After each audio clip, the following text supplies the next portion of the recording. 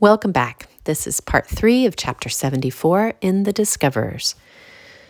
The pious Sir Isaac Newton, 1642 to 1727, devoted the last years of his life to finding ways to use astronomy to confirm biblical history. As he became more famous, he became more religious, and as we have seen, at his death, he left thousands of manuscript pages on theology and chronology. Although some of his speculations would later encourage Buffon to stretch the age of the Earth, Newton himself refused to take seriously the possibility that the Earth might be much older than the biblical date of 4004 BC, fixed by Archbishop Usher. Newton hoped simply to confirm the biblical narrative by synchronizing the events in Scripture with those recorded in the chronicles of Egypt, Assyria, Babylonia, Persia, Greece, and Rome. The more eastern and more exotic countries like China, whose chronicles were recently brought to Europe by the Jesuit missionaries, did not yet enter his picture. While Newton's raw data for the human past were random scraps from dubious sources, his astronomy was brilliantly professional, and his way of using astronomy for historical dating proved to be an advance toward establishing sharper latitudes of chronology, so that eventually there could be a single chronological scale for events everywhere. But Newton was by no means the first to understand that this could be done. A century and a half earlier, as we have seen, Mercator and Scaliger too had begun to use astronomical data for a single worldwide chronology. The eminent Polish astronomer Johannes Hevelius had calculated the exact position of the sun in the Garden of Eden at the hour of creation, which he fixed at 6 o'clock p.m., October 24th, 3963 BC. One of Newton's contemporaries, William Whiston, tried to date the comet that had caused the flood.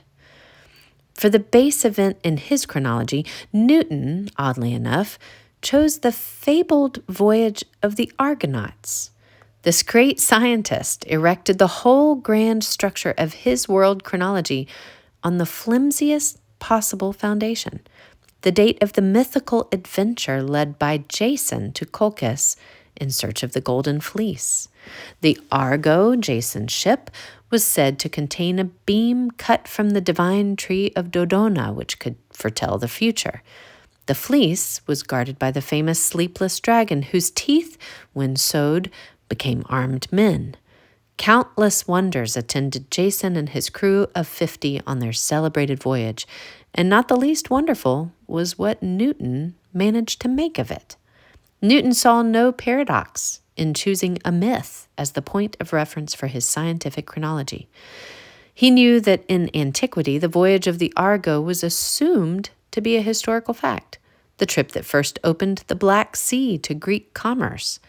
Like other good Christians who followed the doctrine of Euhemerus, Newton himself believed that the gods of ancient mythology were real heroes who had been deified. If ancient myth was nothing but romanticized fact, then the voyage of the Argonauts must really have taken place, and Newton could fix it in time by its relation to astronomical phenomena. The particular value of the Argonaut date was that it also fixed the date of the fall of Troy, and so too of the founding of Rome, since Rome was reputedly founded by Aeneas, who was a refugee from Troy. Newton made much of the fact that the redoubtable Herodotus had written that the time between the voyage of the Argonauts and the fall of Troy was just 1 generation. If you could date the voyage of Jason, Newton said, then you needed only to define the number of years in a generation to provide a precise baseline for all Greco-Roman chronology. For many later figures in myth and history traced their descent from one of those who had traveled on the Argo. Quote, "The surest arguments for determining things past," Newton wrote, "are those taken from astronomy." Newton noted that a few historical events, for example, the Peloponnesian War, could easily be dated by the eclipses noted at the time of the events. But eclipses were rare, and none was recorded by the Argonauts. Therefore, Newton developed a more sophisticated astronomical technique, which he applied with theological obstinacy. He said that by using data on the annual precession of the equinoxes, which he had computed in the Principia at about 50 yearly, it would, quote, be possible to figure, actually not a quote, sorry, it would be possible to figure exactly how many years before the present the heavens had a particular aspect. Newton had read widely in ancient astronomy, and he felt deep respect for Hipparchus, the Greek astronomer who had first noted, circa 130 BC, the precession of the equinoxes. But, Newton explained, Hipparchus had miscalculated the rate of precession. If Hipparchus's observations of the heavens were reconsidered, then the precise date of the Argonautic expedition would be fixed. Quote, Hipparchus, the great astronomer, comparing his own observations with those of former astronomers, concluded first of any man that the equinoxes had a motion backwards in respect of the fixed stars, and his opinion was that they went backwards 1 degree in about 100 years. He made his observations of the equinoxes between the years of Nabonassar 589 and 618. The middle year is 602, which is 286 years after the aforesaid observation of Meton and Euctemon. But it really went back a degree in 72 years, and 11 degrees in 792 years. And the reckoning will place the Argonautic expedition about 43 years after the death of Solomon. The Greeks have therefore made the Argonautic expedition about 300 years ancienter than the truth, and thereby given occasion to the opinion of the great Hipparchus that the equinox went backward after the rate of only a degree in 100 years. End of quote.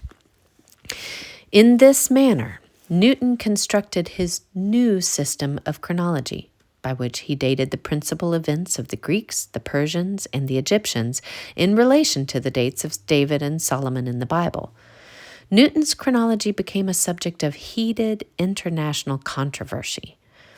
Quote, the great events of antiquity, a champion exclaimed, had long lain like the ruins of some mighty buildings, demolished by the injuries of time and hid in rubbish, notwithstanding the many attempts made to repair it. But at last we see the noble structure rise in all its original symmetry, strength, and beauty, every material being restored to its ancient and proper place by the masterly hand of Sir Isaac Newton. End of quote. Others called his scheme, quote, no better than a sagacious romance, end of quote. But the young Edward Gibbon treated Newton's chronology with respect. Quote, the name of Newton raises the image of a profound genius, luminous and original, end of quote. He wrote in his Commonplace book in 1758. Quote, his system of chronology would alone be sufficient to assure him immortality, experience, and astronomy. This is the thread of Newton's argument, end of quote. Newton, a passionate believer in the biblical prophecies, still pointed toward a practical world chronology based on objective planet-wide events.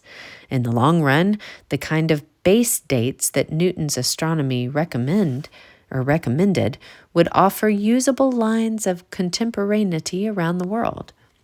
People might never agree on the date of the creation. Many would not believe in the nativity, but all could and would share a syntax of history. Modern chronology came when the old provincial schemes of naming years and epochs by reigning monarchs or dynasties or by magical portents were displaced by a common scheme of numbering. Only very late in the history of our planet did century become a widely accepted yardstick of time. In English usage, for example, century, from Latin centuria, designating a company of 100 men, originally meant any group of 100 things, just as Shakespeare has Imogen and Cymbeline announce her hope to say a century of prayers. people still spoke of a century of years.